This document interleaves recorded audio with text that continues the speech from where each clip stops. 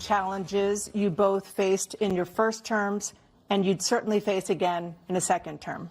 President Biden, while black unemployment dropped to a record low under your presidency, black families still earn far less than white families.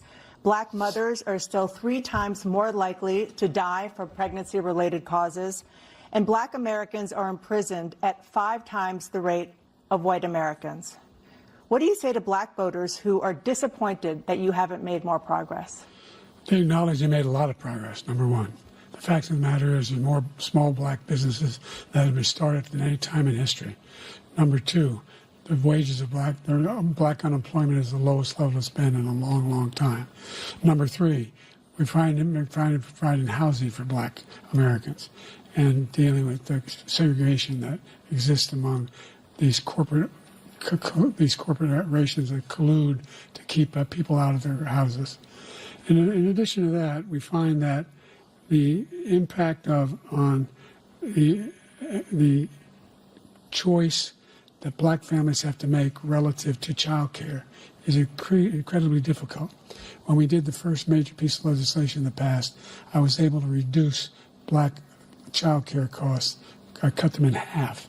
We got to make sure we provide for child care costs.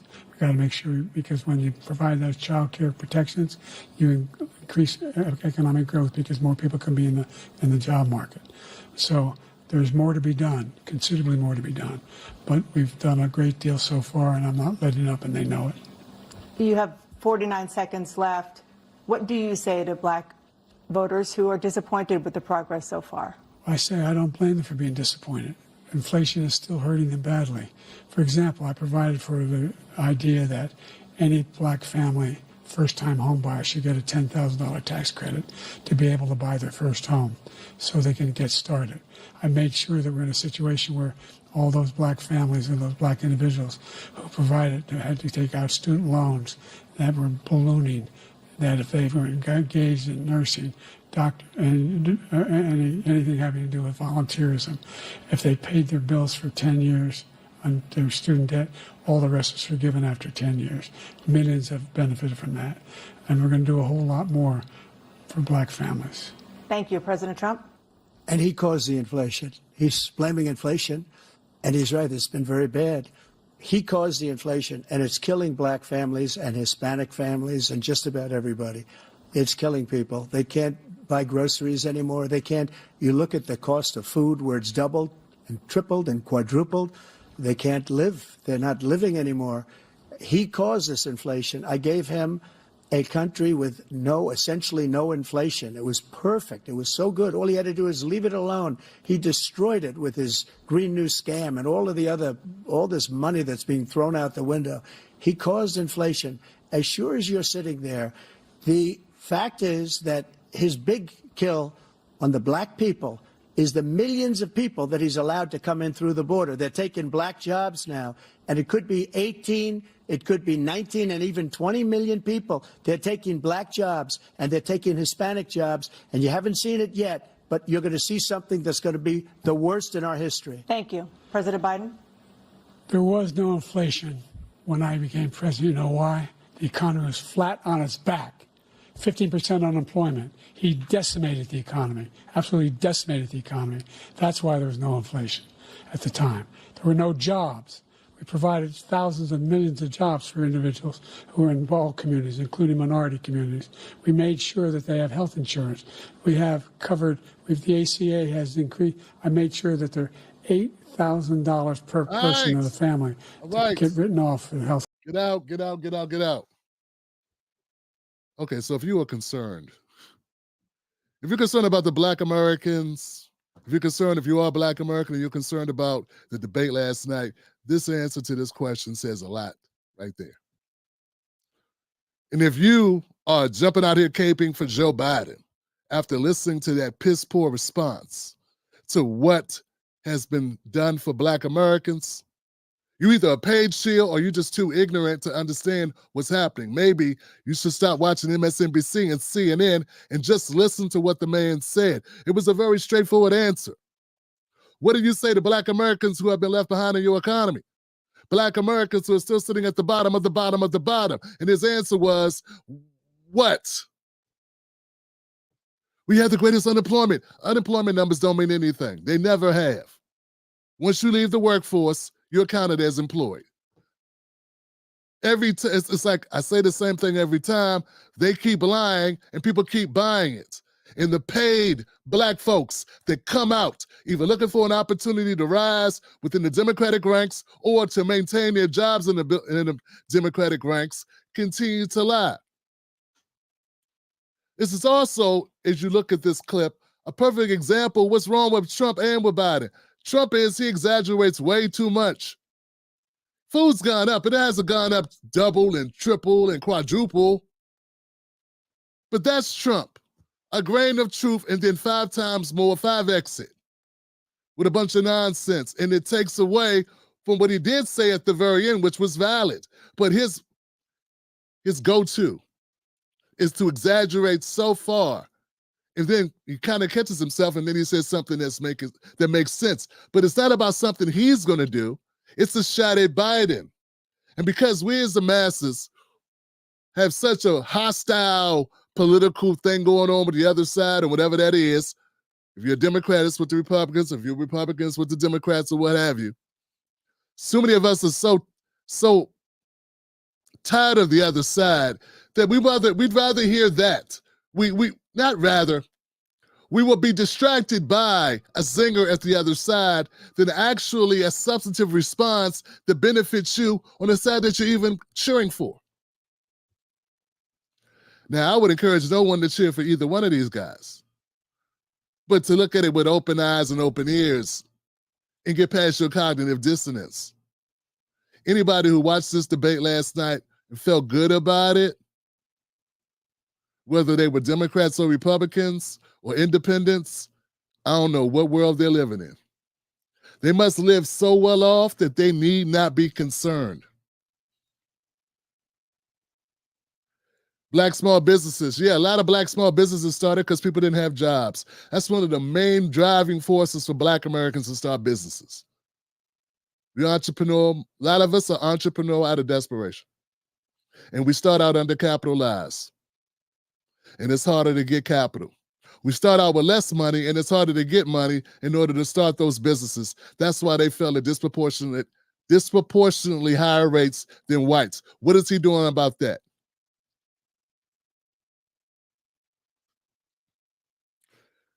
Dana Bash gave Biden an opportunity to go back and clean it up. Clean it up. Hey, I'll give you another. You still have time on the clock. You still got time on the clock. Clean it up. And what did he say? Nothing of substance. Nothing that matters.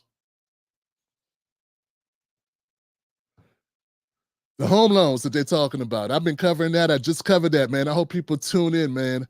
I got to do a better job of getting the word out about my content. There was absolutely nothing in these new initiatives that they're talking about regarding home loans that will disproportionately impact Black Americans. In fact, it will disproportionately impact immigrants. If you're the first-time homeowner in your family, you get this set amount of money to help you with your start or with the down payment. There is nothing in the language of that bill that says it can't be people that got here 2 minutes ago. And if it doesn't, what people have to accept, and this is the devastating part, and this is for Black folks, they have to accept that America wants you left behind. And you have to accept even your well-meaning white friends, either they don't know, don't understand, or don't care. You just got to say it what it is. They hate Trump so much that he could say, hey, Black jobs are leaving and disappearing because of the influx of migration, and instead of looking into it at all, they'll trigger a bunch of Blacks who are mostly well-to-do. So if you're an elite person, or a person, upper middle class person, or a person with a lot of, I would say, expendable income, and even if you're Black, you may not be aware that the majority of Black people work certain types of jobs in America. See, maybe not you, Morehouse man. Maybe not you, Howard University graduate. Single black woman with 3 degrees, no man.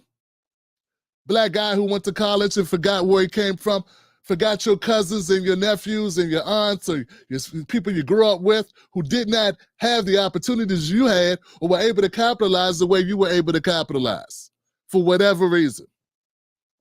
Who got caught up in the criminal justice system, the pipeline to prison, which was all built there to do that. It was all put there to do that. Not everybody was as fortunate as you, my friend. But there are a class of black folks who need those jobs at the processing plants, who need those jobs working on the roads, who need those jobs that have been historically jobs mostly maintained by Black America. And the fact that you don't know that America is very segregated shows that you are showing your class privilege. Either that or you're out of touch with what blackness is. You forgot. So we got a lot of black people who think we're in such a place where these things don't apply anymore. They think that we're in such a place, everybody's LeBron James, and everybody can go to Coachella, and everybody is just chilling, listening to Kendrick Lamar albums beside their pool and getting their dog neutered, their Pomeranian dog neutered. But a lot of black people are not doing as well as that. So when we say black, instead of getting hung up on the term black jobs, start defining what a black job is. I want to shout out Irami Frimpong because he addressed this. I talked about it like a week ago.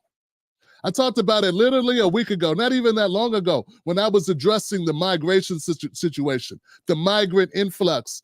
That hurts poor black people. It may not hurt you. But see, what we have is we have people who don't know. Okay, we have people that don't understand and who are unbothered. That's what they like to say. They like to walk around and say they're unbothered. They're unbothered by what is said, and they detest Trump. It ain't about Trump. He's right. He's right. Competition for jobs is a serious issue in the black community. There have been studies done on it. There have been people who looked into it. Hell, I've lived it. I've known it. My father told me about it. In the construction industry, it's just one. In the restaurant industry, there's another. There are a number of industries, semi-skilled or unskilled labor, that black people did. What kind of job do you get coming out of mass incarceration? How far removed are you from the realities that most black people have to face, or a large segment of black people have to face? How removed are you from that you can't ascertain and wrap your head around it? Instead, what you'll do is you'll listen to some cornball Democratic paid shills with a talking point that was handed out in the memos this morning, how to combat the cluster dumping, the thumping that Biden just took from Trump. So there's a set of talking points. They all ran out with a head of steam, led by Kamala Harris, going on the Anderson Cooper show to talk about how, well, we can't worry about what Biden did in this one and a half hour debate. Let's talk about what he's done over the last 3.5 years. And let's forget the fact that he looked like somebody who not only will not win the presidency, but cannot win it because he should not be able to have that job. He should not have that job because he's incapable of that job. That's what that looked like last night. Trump should not have that job because he just shouldn't have that job. He's in above his head.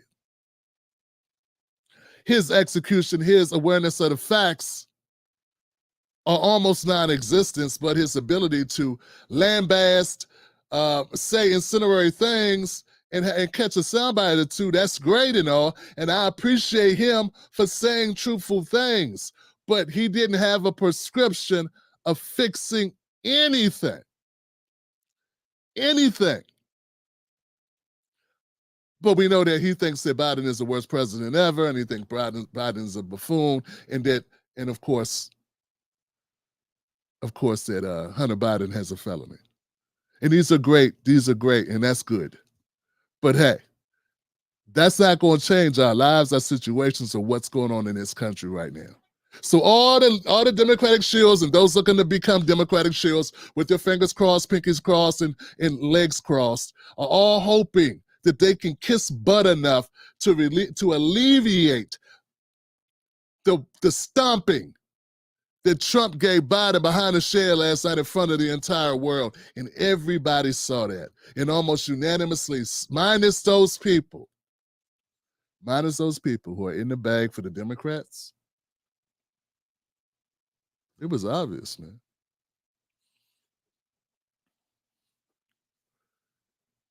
See, very few of us have had the guts to say, hey, this immigration issue is a problem. Now, if you've been on the outskirts of the media situation and you're in the media, you're in a silo of media and you haven't ventured into what's called the mainstream media at all, it may not seem like a big deal. People tell all types of harsh truths to the world in your section all the time. But in corporate media, they never share the truth. Not on this topic. It's as if the Democrats, no matter what color they are afraid to tell the truth about immigration and who it impacts the most. And they don't want to come up with a solution that would make it more fair and make it more reasonable. And no one wants to really address the fact that there are people who are disproportionately impacted by the influx of immigration. But it was like Trump stayed on that issue and stayed on that issue and stayed on that issue. So it's not even about the debate. I'm just talking about what's important and what's factual and what needs to be addressed that neither one of them really wanted to address. Well, Trump addressed the immigration issue, but not Biden. In fact, Biden doubled down on it. Biden said this.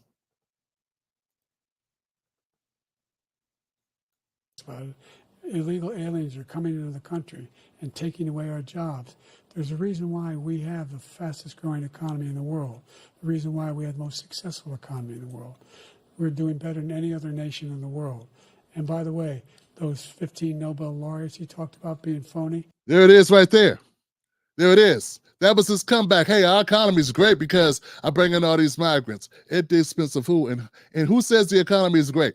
The corporations say the economy is great. Is the economy great for you? Is the economy great for you? So when he says the economy is great because of this influx of immigration, who is he really talking about, man? Who is he saying is benefiting from that? Does he saying black people are benefiting from it? Is he saying that black Americans are benefiting from it? Is the lower middle class benefiting from it? Is the lower middle class, is the low class, is the poverty class, people around the poverty line, are those people benefiting from the influx of migration? He just told you. And instead of listening to what Biden said, forget what Trump said, Biden just said, hey, the economy's doing great. We all know the stock market's doing great for certain people who have those types of investments. We're able to pick up those corporate gains. But what about everybody else? Not you. If you are detached and you're doing well and you don't have to consider yourself in this, I get it, man.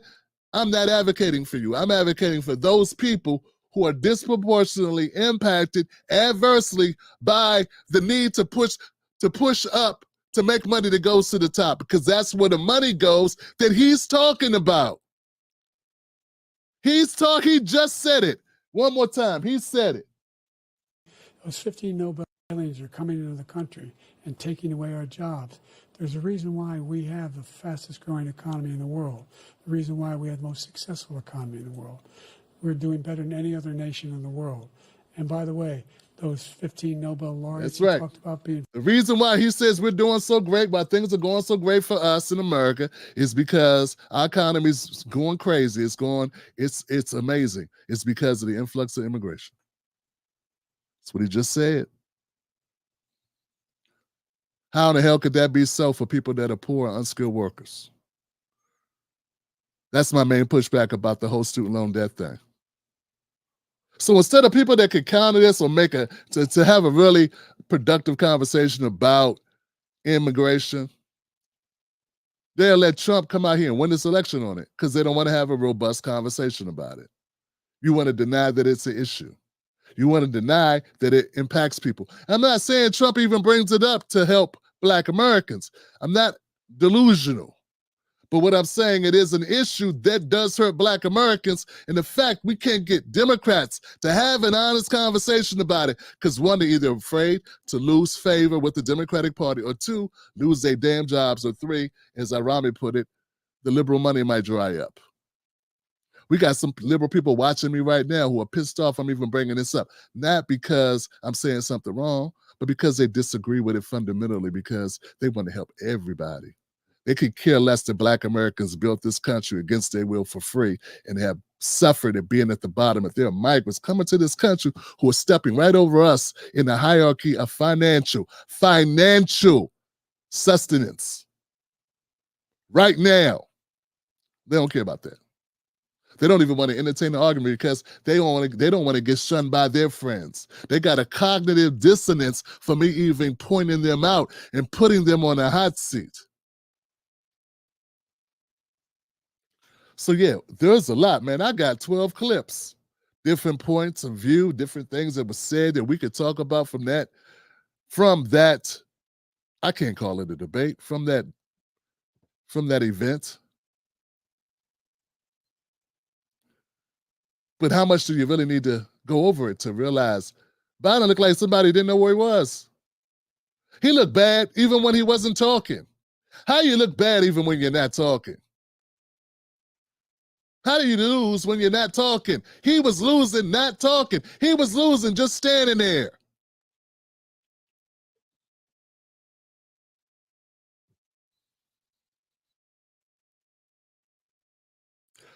Trump had several singers that hit Biden.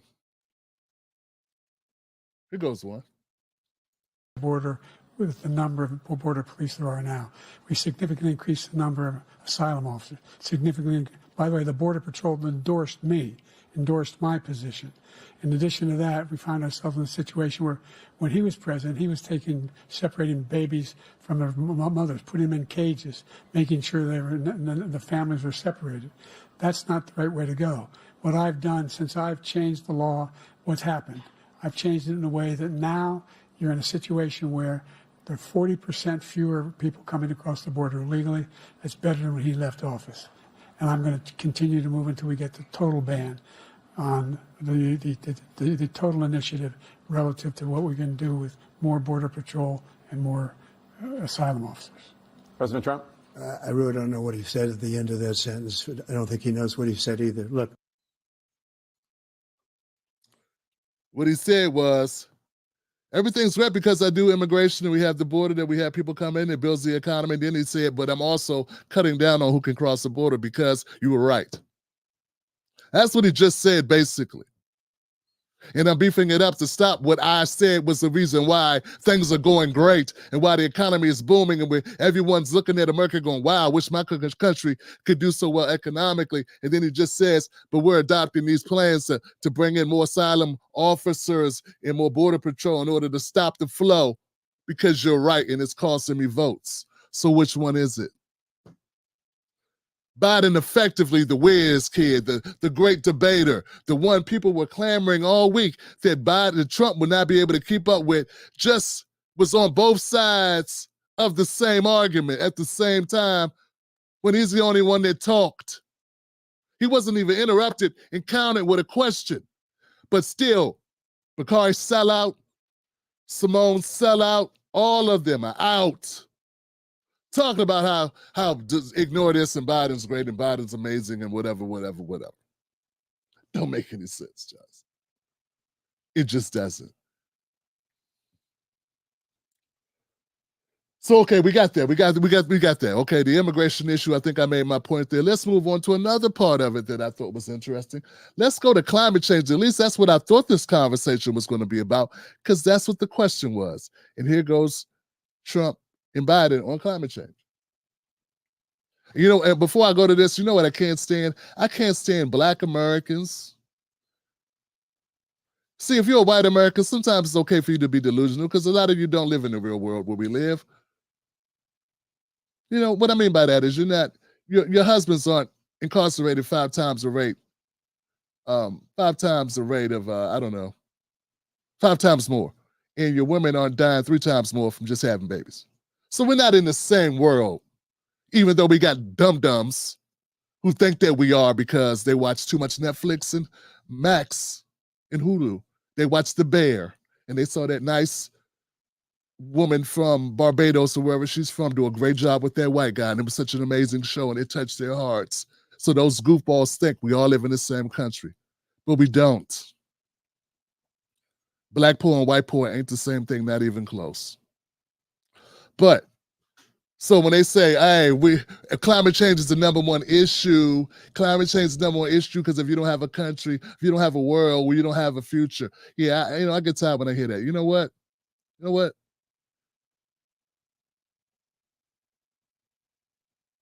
Kiss my ass.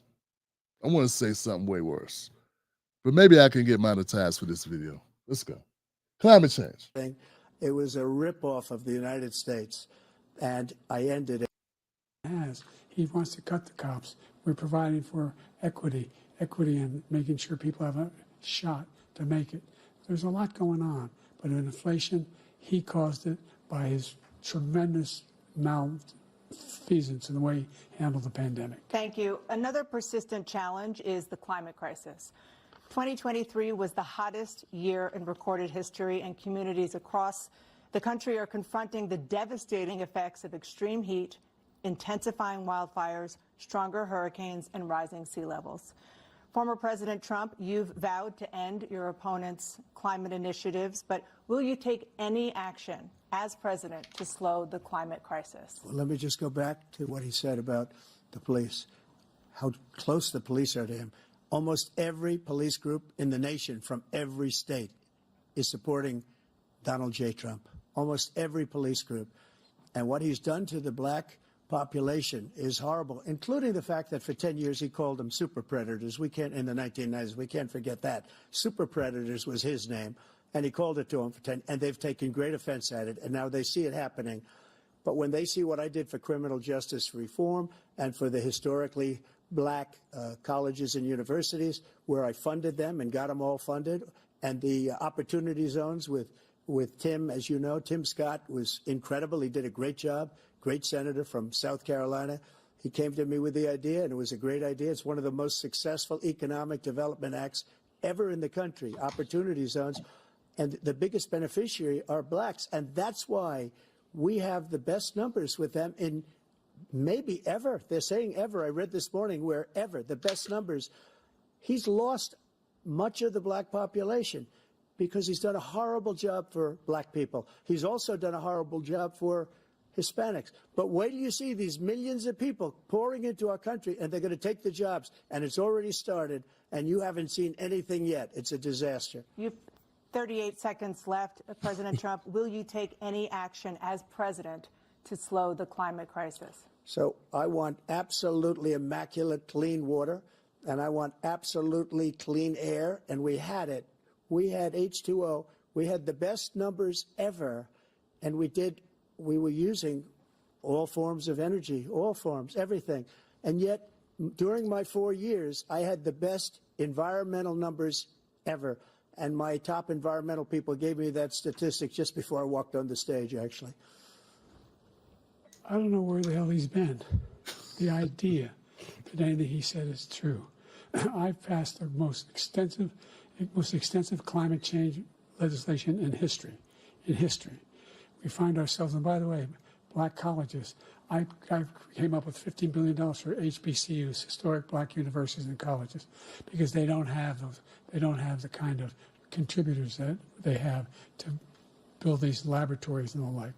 Any black student is capable in college of doing any white student can do. They just don't have the money, but now they'll be able to get those jobs in high tech. We're in a situation where the idea that he is claiming to have done something that had the cleanest water. He hadn't done a damn thing for the environment. He pulled out of the Paris Climate Accord. I immediately joined it because if we reach 1.5 degrees Celsius at any one point, there's no way back. The only existential threat to humanity is climate change, and he didn't do a damn thing about it. He must undo all that I've done. The Paris Accord was going to cost us $1 trillion, and China nothing, and Russia nothing, and India nothing. It was a ripoff of the United States. And I ended it because I didn't want to waste that money because they treat us horribly. We were the only. Okay. I will say this, man. Anytime that Donald Trump says best, don't believe that shit. Okay. When he says best, I was the best and we had the best of the best. Don't listen to that. Any best is just him. He just programs some in his head to just say best. But I do like the fact that he punched Biden on a couple of things, black related. Thank you very much. But once again, what's the plan about it? What are we going to do about it? How are we going to mitigate it? What's the solution? What's going to be the proactive step you're going to take that's going to tangibly impact the lives of the people that you're talking about? And yeah, he's right when he said that Joe Biden's taking a hit when it comes to black votes. He's right. He said historically high numbers are leaving the Democratic Party. That's an absolutely true statement. Fact check that. That one wasn't a whopper. But as far as the climate, which was the original question, there was so much in there because Trump jumped all over the place. Let me see. There was And they've taken, and now they see it happening. But when they see what I did for criminal justice reform and for. That's what I wanted to say. Let's speak to that. Let's speak to the criminal justice reform. Yes, the First Step Act was a monumental step. It helped thousands of people, maybe tens of thousands of people, as opposed to Biden's legalization no, he didn't. If you have a conviction for simple possession in a federal, because that's the only thing he has control of is the federal, right? That maybe 100 people, I don't know, hardly anybody's in jail for that. So yeah, it's not even close, Democrats, for all the talking and all the yapping, right, about how horrible Trump is on criminal justice. That one bill did better, did more to help people, those in the system, predominantly Black Americans, because of the way we're disproportionately represented there, than any other thing that the Democrats had done. But right behind that, he brought up opportunity zones. And opportunity zones, if it helped Black people, it helped Black people that own businesses like Killer Mike, Tim Scott, Clyburn. I don't know. It helped people that had stuff like Jay-Z. You know what I'm saying? And look, it is what it is, man. It helps people that have businesses. T.I. and Killer Mike did well because of that. And other people that, but those are business owners. I'm not saying business owners shouldn't do well. And maybe Killer Mike and T.I. have businesses that actually benefit the community. But if you have a business, a corporation that takes advantage of an opportunity zone and all you do is basically have a call center, right? Or the language that was written into the opportunity zones say that you have to set up shop in an opportunity zone, a depressed area that's designated, right? And you get a tax break, right? Great. Here's the problem. There was no stipulation that you had to hire local people and that you had to have a certain amount of employees. So what happens is you get a bunch of corporations who have the money liquid to move around and move to an opportunity zone and set up a shop to get the cutback, to get the discount, to get to whatever, to get the tax break. But that doesn't necessarily translate into helping Black people in that community that are disenfranchised. Get what I'm saying? So I've been one of those people that have called that out. I had Dr. Derek Hamilton and I had a great conversation, and we talked about that on this show. And a host of other things. When back around the time Ice Cube had written the Contract with Black America, which Dr. Derek Hamilton wrote the foreword for it and was an advisor for. So what else did Trump say here, man? The historically Black colleges and universities. Historically Black colleges and university. Trump did more for HBCUs than Obama. He came in and did that. I guess he wanted to embarrass Obama. And then Biden came in and did more than Trump. And I think it was a one-up. They one-up each other. And that's great, right?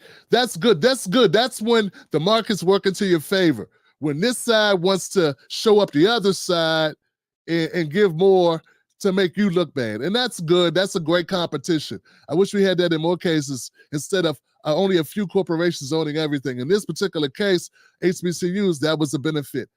But guys, let's cut the cap that everybody goes to college and everybody benefits from that. And also, let's remember, not only black folks go to HBCUs, people from all over the world go to HBCUs, including white folks. So let's stop with the fantasy or whatever it is that Ben Shapiro and crew have in their heads, right? That this is just a black school. Ain't no such thing as just a black school no more. Now, there's just white schools because they got this thing. They might not have a white-only sign outside their school, but they got this thing called prices, a price schedule. And that works just as well as a whites-only sign. Or at least a no black sign for the most part. You understand what I'm saying? So you can price people out, which is what the whole thing was when they ran to the suburbs out of the urban centers. That's what they were doing and pricing us out. Anyway, that's too much to get into right now. Let's go to the next clip. They asked Trump, will he stand by the election results no matter who wins? And Trump's answer was this. I will never settle until such time. They're running out of people. They're running out of soldiers. They've lost so many people. It's so sad. They've lost so many people, and they've lost those gorgeous cities with the golden domes that are 1,000 years old, all because of him and stupid decisions. Russia would have never attacked if I were President president. Trump, the question was, will you accept the results of the election, regardless of who wins? Yes or no, please. If it's a fair and legal and good election, absolutely. I would have much rather accepted these. How is that not a straightforward answer? Would anybody accept results to something they thought was rigged or cheated or whatever? You know, I mean, every time except for when Trump ran, that I recall, the only people that questioned elections were Democrats. And no one called them traitors to the Republic for it.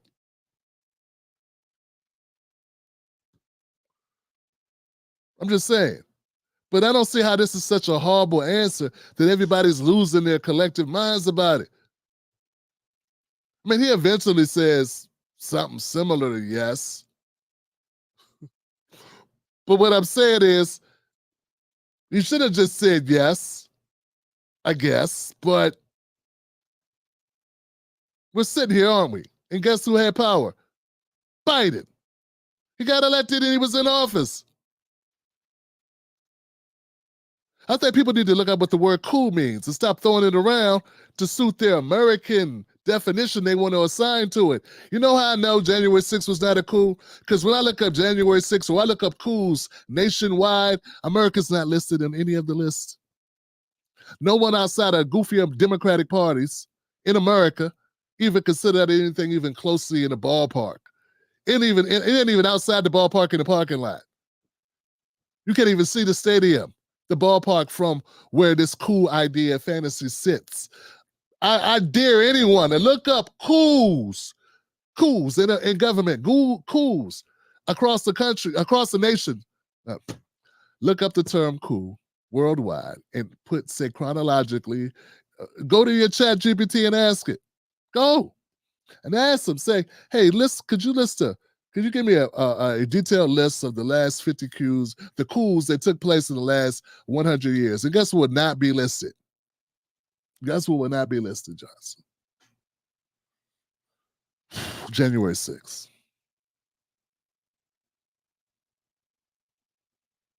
That don't tell you what you need to know? Oh, I guess the whole entire world is a Trump supporter, right? You got such cognitive dissonance. You can't admit you bought that BS line and sinker. That's all it is. That's all that is. That's it. The rest of the entire world, the rest of the Western world and others disagree with your with the American definition of cool. Mostly Democrats who want to get elected, run for office, or want to be in their mainstream media bubble and try to get in and get some money, or were the ones regurgitating this. But anyway, back to back to this point. But the fraud and everything else was ridiculous. And if you want, we'll have a news conference on it in a week, or we'll have another one of these in a week.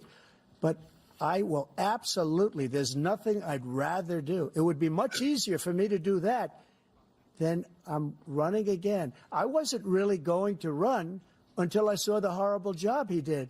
He's destroying our country. I would be very happy to be someplace else, in a nice location someplace. And again, no indictments, no political opponent stuff, because it's the only way he thinks he can win. But unfortunately, it's driven up my numbers and driven them up to a very high level because the people understand it. Well, let's see what your numbers are when this election is over. Let's see. You're a whiner. When you lost the first time, you continued, you appealed and appealed to courts all across the country. Not one single court in America said any of your claims had any merit, state or local, none. But you continue to provoke this lie about somehow there's all this misrepresentation, all this stealing. There is no evidence of that at all. And I tell you what, I doubt whether you'll accept it because you're such a whiner. The idea if you lose again, you accepting anything, you can't stand the loss. Something snapped in you when you lost the last time. We'll be right back with more from the CNN presidential debate. Look. That was Biden's best line of the night. I don't care what anybody has to say. That was the best line of the night. It stung. It stuck. He stuck the landing, and I will give that to him. And I thought it was hilarious, and it was so good. Even Trump started to smile because he got him with that one, and even Dana Bash had to bite her tongue and not laugh because she didn't want to look like. I mean, just look at Dana's face at the end of this after Biden delivers that one. Stealing. There is no evidence of that at all. And I tell you what, I doubt whether you'll accept it because you're such a whiner. The idea if you lose again, you accepting anything, you can't stand the loss. Something snapped in you when you lost the last time. We'll be right back with more from the CNN presidential. Now that was hilarious, man. You got to give it up for that part. Come on, that was funny, guys. That was funny. The courts did rule against Joe Biden. I'm sorry, the courts did rule against Trump on all his claims, but that was funny, and we gotta call it for what it is. Let's see. Let's go to border problems. Biden's best. That was his. Well, did he do another jab? Is this the other jab, or is this the same one? Let me see. Got us in such a bad position right now with Ukraine. He can win, but unfortunately, it's driven up my numbers and driven them up to a very high level because the people understand it. Well, let's see what your numbers are when this election is over. Yeah, that's the same one. I'm sorry, guys. I got so many clips I need to move past them. So, of course, there were other points that were made. Was it World War III? He will drive us into World War III, and we're closer to World War III than anybody can imagine. We are very, very close to World War III, and he's driving us there. And Kim Jong-un and President Xi of China, Kim Jong-un of North Korea, all of these, Putin, they don't respect him. They don't fear him. They have nothing going with this gentleman, and he's going to drive us into World War III. You want a World War III, let him follow and win, and let Putin say, do what you want, NATO. Just do what you want. There's a thing called Article 5. An attack on one is an attack on all, and required response. The idea, I can't think of a single major leader in the world who wouldn't trade places with the job I've done and what they've done. Because we are a powerful nation. We have wonderful people. It's because of the people, not me. It's because of the American people. They're capable of anything, and they step up when they're needed. And right now, we're needed. We're needed to protect the world because our own safety is at stake.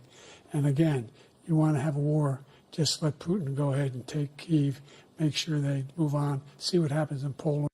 This is a stinker, I think, for Biden, man. I think people that aren't deluded with the talking points of the Democratic Party would agree Ukraine is a bad bet. In fact, Ukraine ain't going to beat Russia. All they're doing is letting a large number of Ukrainians die for nothing. I called that 2 years ago, and it just seems like Zelensky could care less that he's like sacrificing kids at this point at the altar of Joe Biden for money, and that's all it is. And we've been calling it out.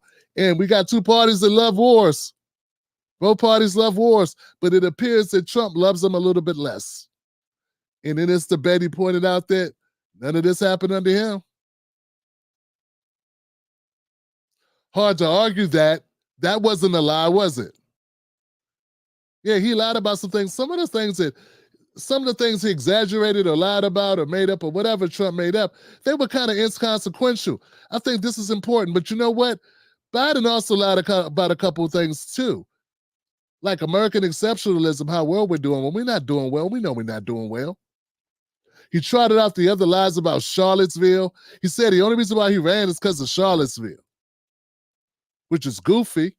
Then Trump brought up, man, the whole world's going to hell. You're talking about Charlottesville 4 years later when we already debunked that. That was set, what, 8 years later, 7 years later. He's still talking about that's the reason why he ran, instead of the fact that he ran for office twice before and lost. Had to drop out one and lost the other time. Maybe that's why you ran, because you saw an opportunity to win, even though you're at your sunset and need to call it a day. So it's just that they don't want to keep it real and honest about what's going on. And it's one thing when we have corporate shields doing it. It's another thing, man, when I have people that aren't, who are independent doing it.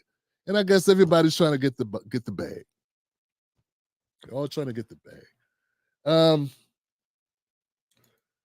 Let's see, guys. I got a couple more clips. They may be a little bit different. Here goes Jill cheering. Well, let's do this one first. Here goes Jill before the debate. In where they're going to turn off those mics so that somebody can't ramble or scream at somebody. You know, not that my husband would be the one doing that. No. And so that's already been negotiated. And, you know, I think the American people deserve a debate because you need to see your choices. You need to see Trump and you need to see the president and you need to see the differences. And my husband's, and you're going to see how smart he is and the experience he has. And then you'll see somebody who, like you're saying, I'm going to use Joy's words, can't put a sentence together. Right. And everything is beautiful and it's wonderful. Tremendous. Big league. Yeah, tremendous. Yeah. So I think you deserve, the American people deserve. Yeah, that's not exactly how it played out, is it? Trump was better at putting sentences together, even if some of them were speckled carpet bomb with half truths or quarter truths. But they made sense for the most part. And there were things that Biden said that were also untrue, like 50% unemployment. Biden actually said that under Trump there was 50% unemployment. He just said that he was getting things confused with millions and billions and thousands, and he was getting a lot of stuff wrong, very wrong. And nobody was stopping to correct Biden with the wrongs. But anyway, there goes Jill. And that was on The View, obviously, before the debates. Here goes Jill after the debate, regardless of how bad Biden did. Here she is.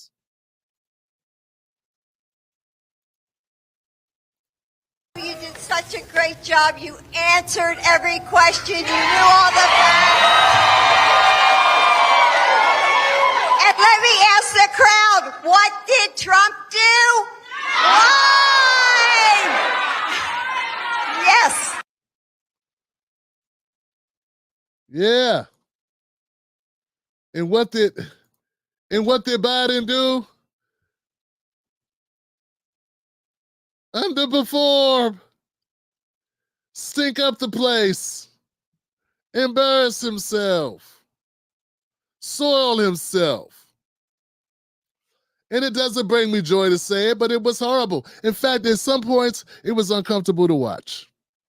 You know, those of us who have parents or a parent, or people that are in our lives that we care about who are diminished, have diminished capabilities or whatever, it didn't feel good. And I think Trump was kind of nice to Biden.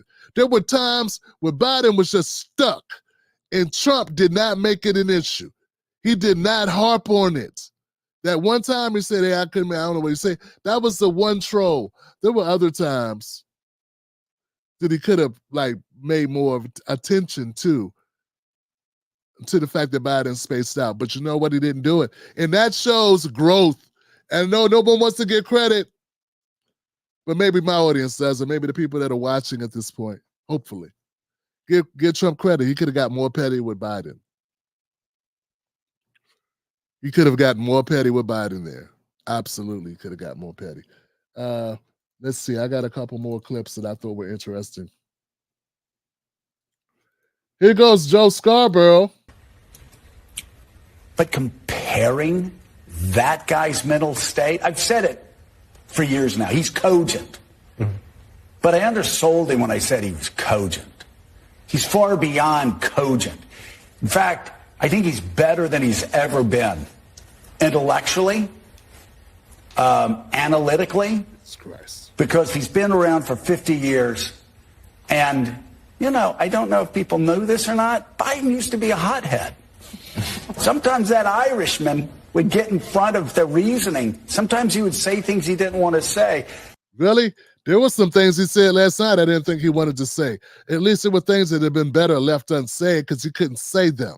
Joe Scarborough. This is Joe Scarborough a couple months ago. And look, guys, be honest with yourselves and be honest with who's getting paid here. These people. What Biden displayed yesterday, that was not an anomaly. Hey, come on, he's been showing traces of that for a couple years now.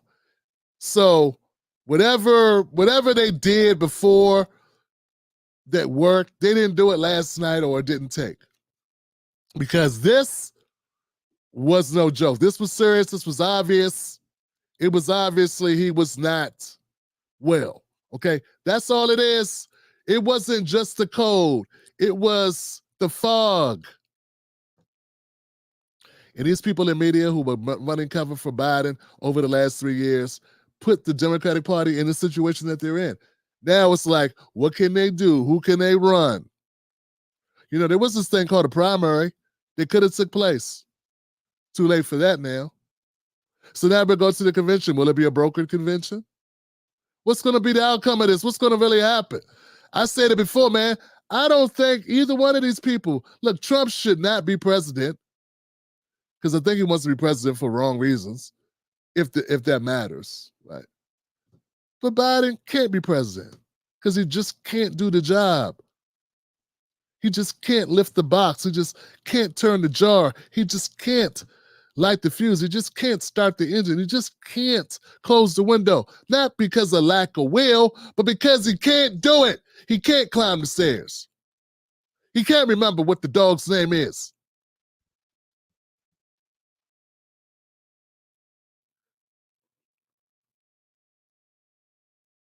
He can't solve the problem. He can't fix it. It is what it is. And no matter how much Jill wants him to do it, he can't do it. And we should not allow him. And media with a damn bit of an ounce, a twinkling, a smidgen of decency would have never let it get this bad. Would have called this out years ago for what it was. Deteriorations over time, Johnson. They've been hiding that guy in the back. They've been hiding Biden in the back for a reason. There it is. Here goes the reason why. He's grossly incompetent. He ain't running anything. And as much as we know, the presidential position is a figurehead position. Jesus, people still have to have confidence in you. We didn't elect these other people he has with him. He chose them. Who are these people? Who are the people that are really running the country? Don't you tell me that this guy's running the country. Come on, man.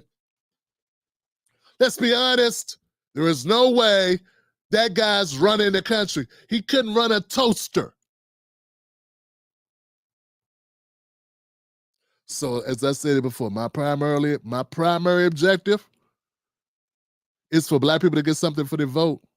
Biden's not talking specifically about giving black people anything for their vote. They're talking about things they're giving to immigrants that black people can also apply for. That's what they're talking about. That ain't the same thing. Now, it's okay for people who are in the LGBTQ to come out here and be very focused on what their issues are that benefit their communities. They want their equality and there's things that they want. And I get that. And it's okay for people who support immigrants to come out here and be very focused on what's important to them, to talk about DACA in the host of the Dreamer Act, the Dreamers, and all that stuff, and they talk about what they think needs to happen for them. Why is there such a disdain when black people come out and say, hey, I'm fighting for black people to get something for their vote? For their vote. Because we're on the bottom of the bottom. And that shouldn't even have to qualify with that. But it's just a reminder that America has a tendency to neglect us in all things American. We're at the top of every bad list and at the bottom of every good one, and it's for a reason. It's intentional. It's not for lack of character. It's for lack of resources. And why do we have lack of resources?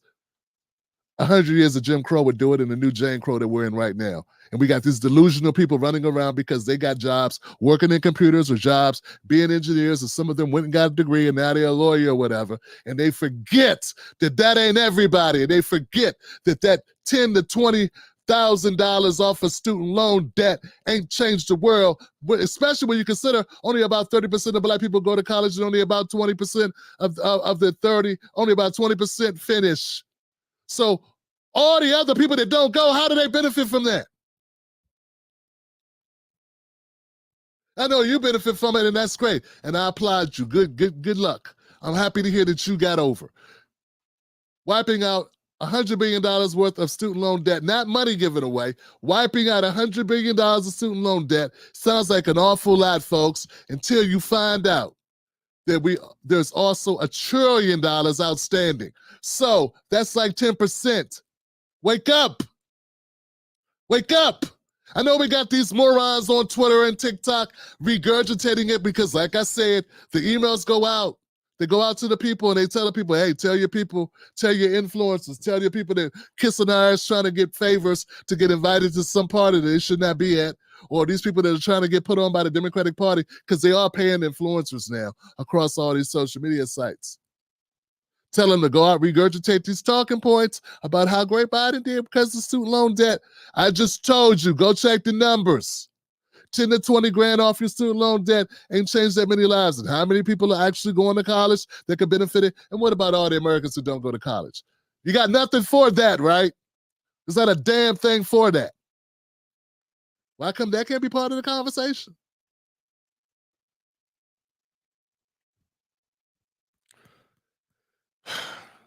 Yeah, look, I got no problems with people doing well in life.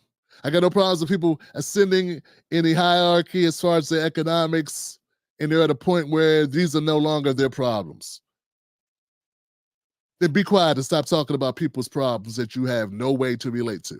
Because if you are doofy enough not to think in certain places, in certain locations, that black people had certain jobs, man, go check out Irami Frimpong. He did a better job of articulating it, I think. But the fact he's a professor is probably part of the reason he teaches for a living. But I did state this, and it's the obvious.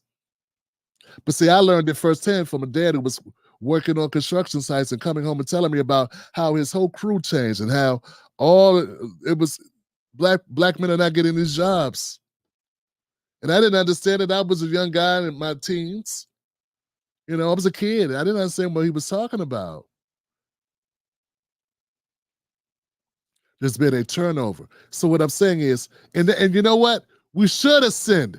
I get it. You think we've ascended to a position where these problems don't exist for us, right? You think black people have ascended to all types of great jobs and we're doing so fine. Sir, you can't have it both ways. Why is there DEI, doofus? Why do we have DEI? Why was people fighting to keep that if black people are doing so well in all these other positions that are so high up that they couldn't even be bothered with the jobs that the immigrants are getting? I saw a dumb white guy actually type, all my black friends are lawyers, so I don't know what they're talking about, how black people are being hurt by jobs, manual labor jobs that are done by immigrants. Yeah, all the black people he knows. So a white lawyer has black lawyer friends, maybe two, in the black law firms that he sees at the lawyer conventions, and he thinks that's all black people, when it ain't. It's similar to morons that think all the black people can play basketball and dunk like LeBron, or have rapping skills like Kendrick and make lots of money performing rap songs. Every other day, a rapper that you never heard of, that probably never made a more than $100 rapping, gets killed. with no fame, no money, no nothing.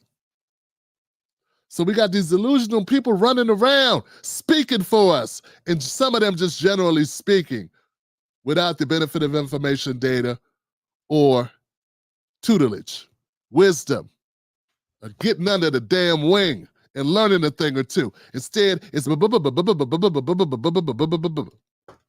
so to my guy on Twitter who wants to know, because he asked me, he made a comment like, what are black jobs? And he's so smart. He's a pastor or a speaker or something. And I just typed one word, because he was like shitting on this idea that there are black jobs.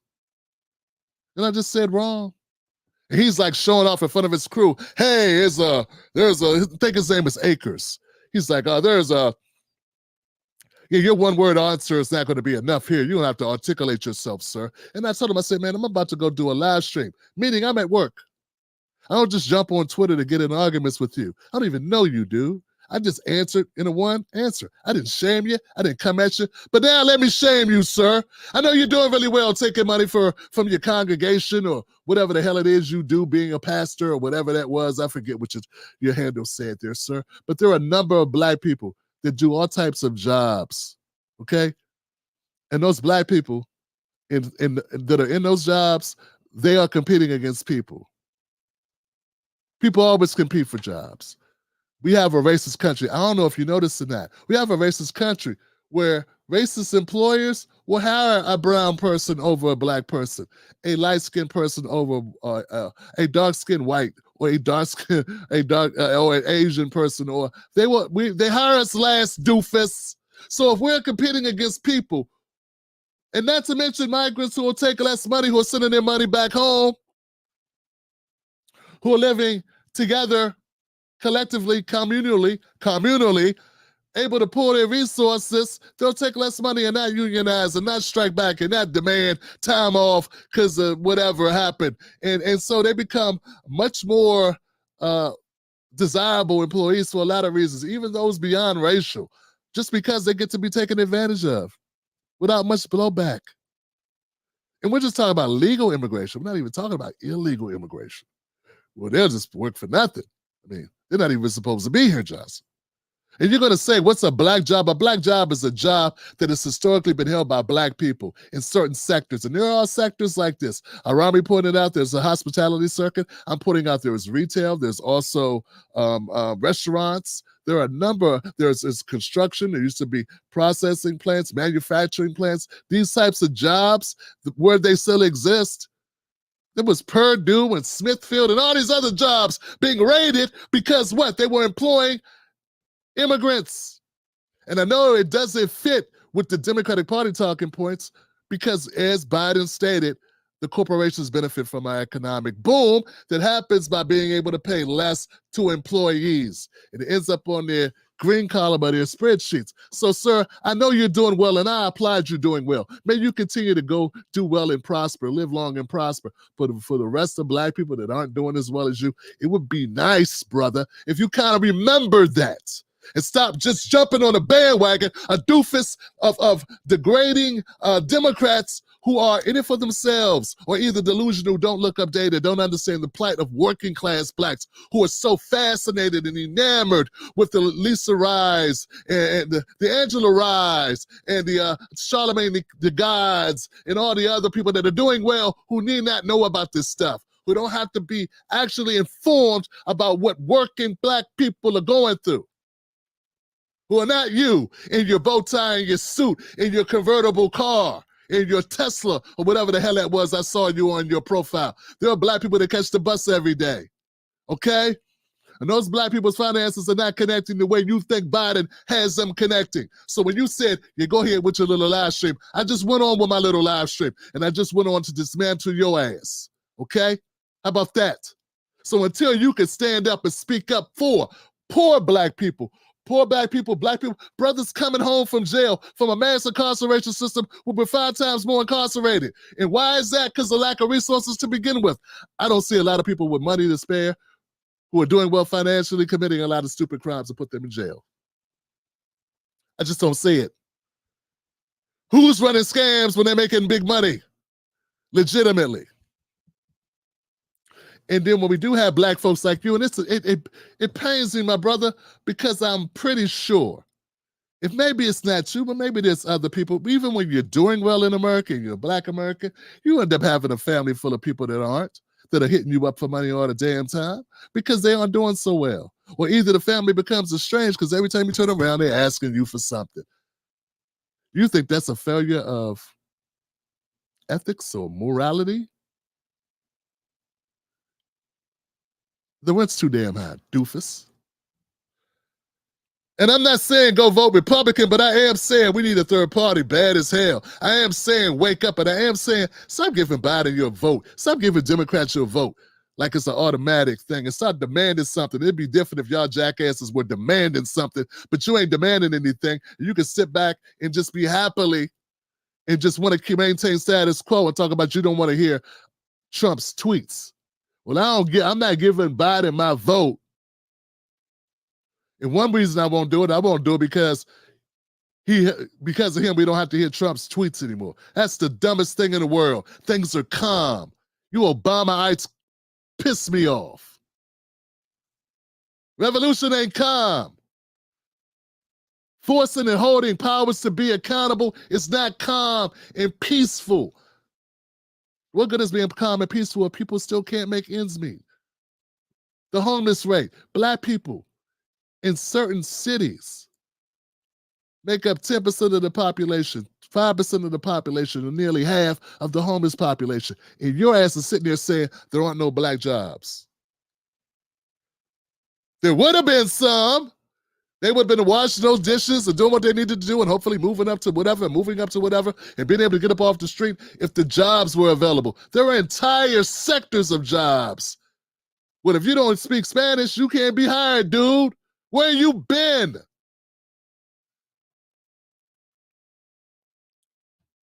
What are you reading? What are you consuming that you get to be this dim, this devoid of any interaction with people that look like you who just don't make the money you make, man? My Lord, man. Where you been? You big mouth. You pretentious sellout. I never trust a man in a bow tie, no way. It's your garbage intellect. You elitist bullshit. Your optimism is killing us. Instead of fighting a good fight and get behind a brother like me, I'm willing to risk it and put it on the line for black people who are struggling. And what I got to do, I got to contend not only with racists, I got to contend with elitist black people who think they got it all figured out because they doing well. And until your ass loses your job, until your white boss tells you to get the shit out, get your ass out of here, N-word, then all of a sudden you want to run back to us and have us stand up for your punk ass because your well-to-do friends are going to disown you. Then you want to run back to real black America then. Then you want to FBA and B1 your ass.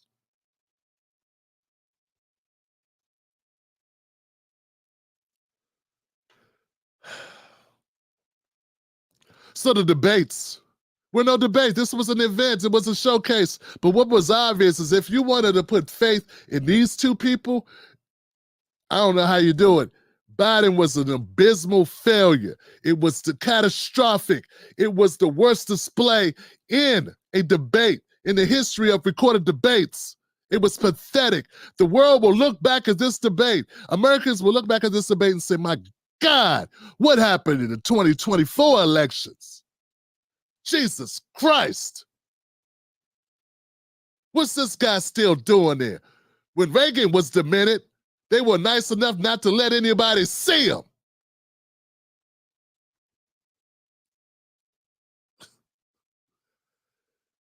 Trump didn't have many solutions, but he did point out some problems that exist that the Democratic Party does not want to address. And for that, they get a big fat 0 from me. All right, guys.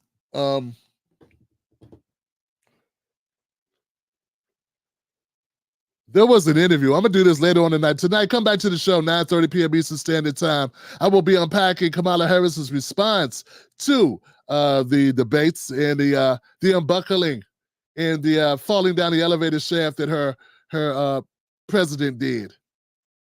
we'll be covering that. My name is Tim Black. I do this every day, 9 p.m., 9:30 p.m. Eastern Standard Time, except Saturdays. Become a part of it. Go to jointimblack.com. And subscribe and hit the all notifications, because you never know when I'm going to go live like this. My people.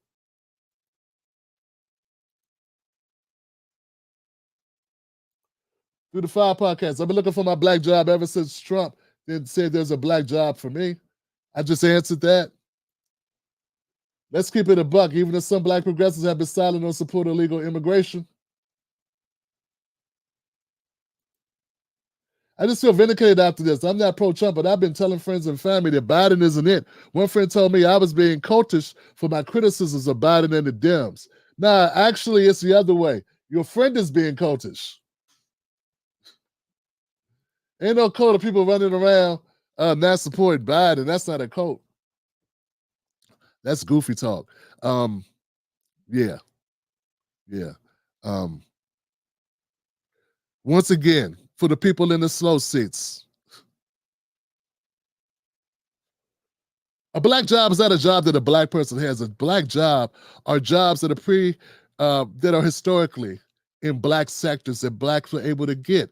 All through America, there's been so much discrimination that only certain jobs where black people could have. People, some of my younger black folks, man, need to recognize America's a lot more racist than you give it credit for. You know? And similar to a story I covered where a FedEx worker could not believe that there are some routes in 2024 that she should not take for her own safety due to the way the communities there will react to her black face, her black skin. She could not imagine, she could not believe this is possible. That's because she doesn't travel enough. That's because she hasn't read enough. Okay, and there were certain sectors where there were no, I remember in the 90s working at Department of Justice for a contractor and having black women come up to me and say, "We love seeing you here, young man." I was like, "Oh, yeah, thank you. And she was like, no, seriously. It's so good that you're here. We love your shirt and your tie. We appreciate you. We never see black men here doing what you're doing, or even here working unless they're pushing the mail cart. Thank you, young man. Keep it up." That wasn't 1950. That wasn't 1960, 70, or 80. That was 1990s America and District of Columbia, a very diverse place. And I know it's 30 years later. Ain't that much change, sir. And I was there. I was in that job. But it wasn't historically a black job. Being at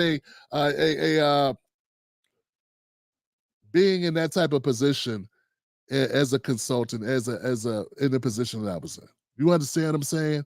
You get it? You understand what I'm saying? That was not historically where black people were seen in DC. I just told you, mail carrier. These were the delivery van. Understand what I'm saying? Jobs like mail delivery.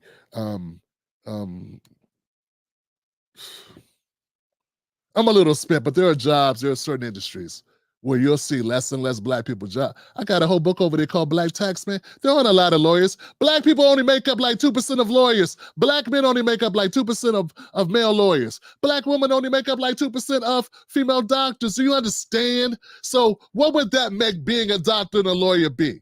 Would that be considered a black job? Do you understand? That makes sense. It doesn't make. It's not a black job, right?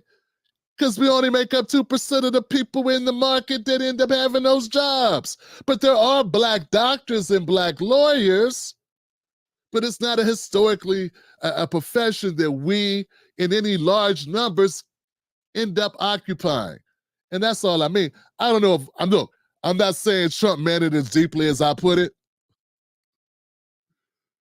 I'm not saying Trump meant it as deeply as I put it, but I think he did mean it to a certain degree to that extent.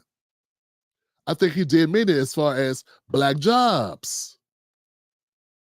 black people's jobs, black people losing their jobs. If you black and you got a job, that's a black job. But you understand, when we start talking about the categories of jobs that are impacting that black people have more of, folks, when I was an information security manager, or I was a systems analyst for a government contractor for a Fortune 100 company, there wasn't a lot of me doing it except at that location. Like, the company that I worked for was 90% white, dude, over 90% white and Indian and Asian, and over 95% white. Understand? When I went amongst where I was at for that particular agency, in this particular location, it was some black people. But when we went to the company events for the global corporation, then we saw the numbers. So yeah, maybe you have a job. Maybe you're one of those good people that have a job where you're a black person, you're doing well, and you sitting around, you got some black friends. I had black friends at certain jobs, but if you zoom out, zoom all the way out. So that's the point. That's the point I'm trying to make. For a finer point on it, you might want to check out Irami or some Frimpong, his video on it. It was a live stream. He did an excellent job of breaking it down. My thing is, I won't be too heavy-handed because maybe some people just don't know, and you're a good dude. For anybody who doesn't get that, don't just run with Democratic Party talking points is all I'm saying, man. They don't mean us any well. They just saying that because Trump said it. Okay? And Kamala said black jobs are important. You wouldn't be like, what's a black job? You just don't like Trump. Just admit it. It's okay not to like Trump. That's cool. I'm not telling you to vote for the guy. But if Kamala said, hey, black jobs are going away, you wouldn't be like, what's a black job? What's a black job? Yeah, you can so obviously get played by Democrats. It's pathetic. That's pathetic. If Hakeem Jeffries gave a speech and he said, and we need to make sure we get black jobs and you would not be like, what do you mean by black job? What do you mean black job? Black people would not even bat an eye at it. But since it's Trump and Al Sharpton and Joy Reid and whoever gave you to go ahead to be offended by it, now you're offended by it. You wouldn't be offended by it if somebody black said black jobs. He didn't say get some black food in here. He didn't say get your black hand off me. There's a difference. We got Joe Biden there sitting there calling grown-ass men boys. And I don't remember seeing many of y'all have much complaints for it. Instead, I saw people defending it. That's not what he meant. Like MC, like, that's not what he meant when he called LL Cool J, the 50-year-old black man, a boy. He meant something else because he a good man. Then I got 5 other instances of him doing the same thing. And y'all not saying nothing. Bakari not saying nothing. Angela Rye not saying nothing. Andrew Gillum not saying nothing. Tiffany Cross silent. Everybody's silent. Everybody got your tongue. Because it was Joe Biden saying that deplorable, disgusting, insulting, degrading shit. But Trump can't even say supporting black people. Hey, what's up with the black jobs? You're like, what's a black job? I don't get it, Johnson. I'm doing so well. I was eating caviar and escargot in first class with my feet kicked back. On my way to somebody the Gucci store. I don't know what's going on. I have no idea. Shit's embarrassing. And that's how brain dead and brain damaged we are by these Democratic Party and Republican Party feuds. We ain't the Catskills or the McCoys. You are not the Catskills or McCoys. You are a black person on the outside of this shit. Stay out of that fight. And keep the objective on black people doing better. We don't have time for away games. That's why I'm doing this type of content. We don't have time for these away games. Don't get caught up in that BS. No, damn well you wouldn't care if I said black music. You know what that is. What's black music? I don't know what black music is. Fuck out of here. All right. And that's not for my brother who said that. That's for anybody, particularly those people on Twitter who didn't have any understanding of what black meant. Now they don't know what it is.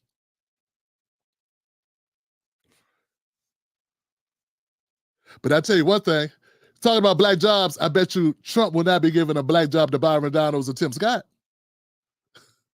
What about that black job, Trump? All right, I'm Tim Black, man. Follow me. Hit me up. It's all good. I got nothing but love for y'all.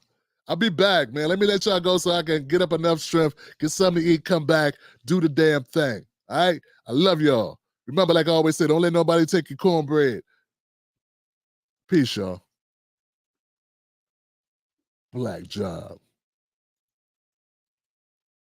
Stop telling these white lies.